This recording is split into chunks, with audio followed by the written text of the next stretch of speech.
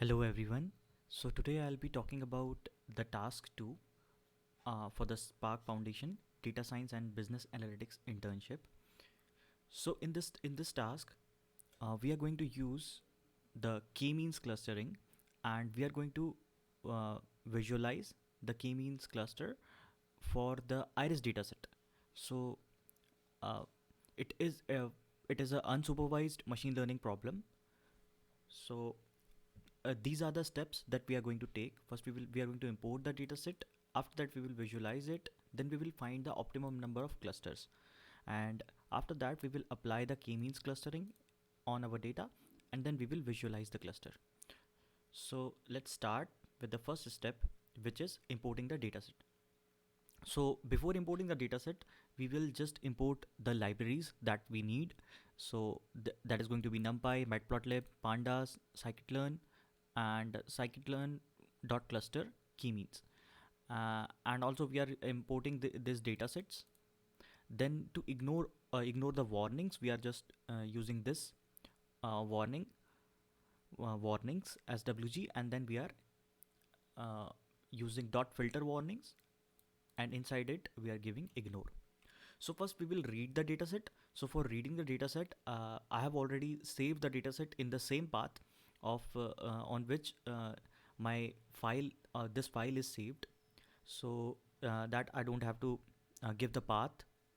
It will directly read just by giving its name.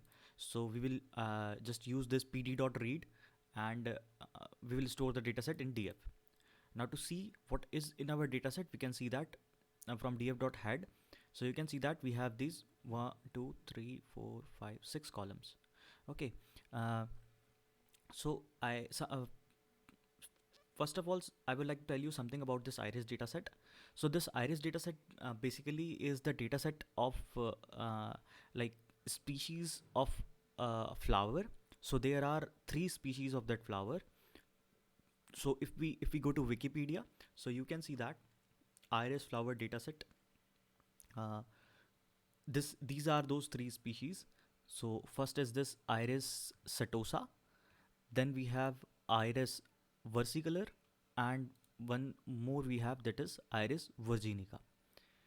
So as this is a classification problem, so these we can classify our output in these 3 types. But here what we are going to do is we are just going to make clusters of it, because it is an unsupervised learning problem. So one more thing I would like to tell you is what is sepal and what is petal. So the small part of the flower is called petal, and the big part of the plant is called sepal. Now if I talk about petal length, so this is going to be the petal length, and this is going to be the petal width. Then sepal length, this is the sepal length, and this is going to be the sepal width. So these are the things that we have in our data. So you can see that sepal length, sepal width, petal length, petal width, and species. One more column, which is ID. So now we will visualize the data, and for that we will just use this dot head and dot tail. So with dot tail we can visualize the last 5 rows of our data. Then we will check what is the number of rows and number of columns in our data set. So as you can see, we can do that with dot shape. So we will give a df dot shape, and we will get 150 rows are there, and we have 6 columns. Then what are the columns? Different columns we have. This is ID, sepal length, sepal width, petal length, petal width, and species. To check what unique species we have, we can give this dot unique inside our dataset in species. So you can see that Iris setosa, Iris versicolor, and Iris virginica. We have these 3 things.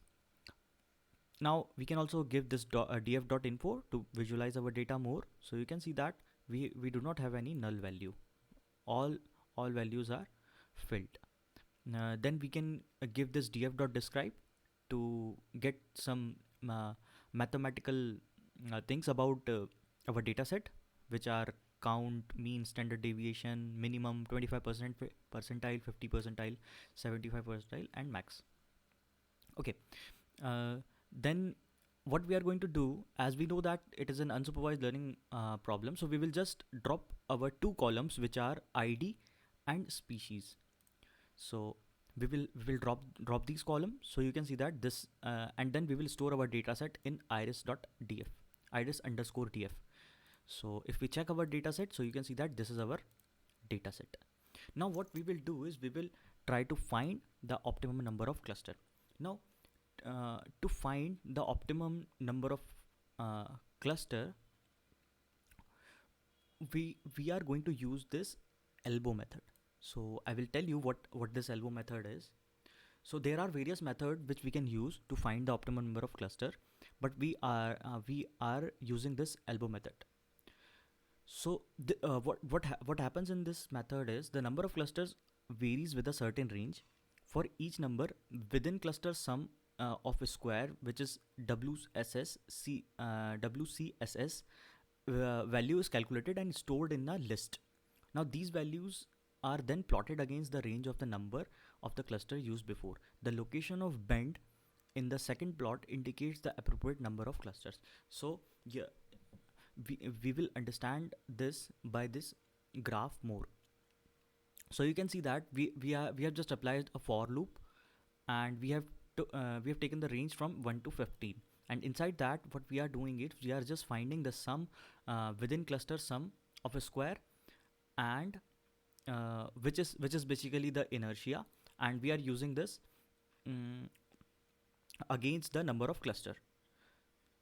So what this elbow method tell us is that after the point when it gets when it's try to become constant, that is the value of number of cluster we are going to take. So as you can see that on this point, after this point the graph is becoming almost constant.